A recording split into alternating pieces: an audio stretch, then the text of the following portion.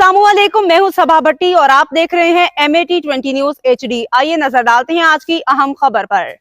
अब चलते हैं लालिया की तरफ, जहां हमारे तहसील रिपोर्टर मोहम्मद इमरान की रिपोर्ट के मुताबिक पीका तरमीमी बिल की सदर की जानिब से मंजूरी पे लालिया प्रेस क्लब का प्रेस क्लब के बाहर एहतजाज में लालिया प्रेस क्लब के सहाफ़ियों से सियासी समाजी लोगों की शिरकत। पीका एक्ट के खिलाफ नारेबाजी।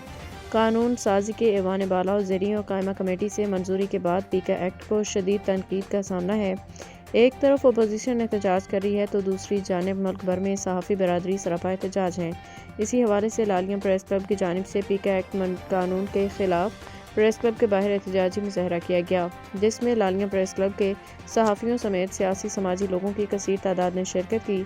इस मौके पर सहाफ़ियों ने कहा कि पीका एक्ट से मीडिया की आज़ादी इजहार पे कदगन है। सहाफ़ी बरादरी काले कानून को मुस्तरद करती है।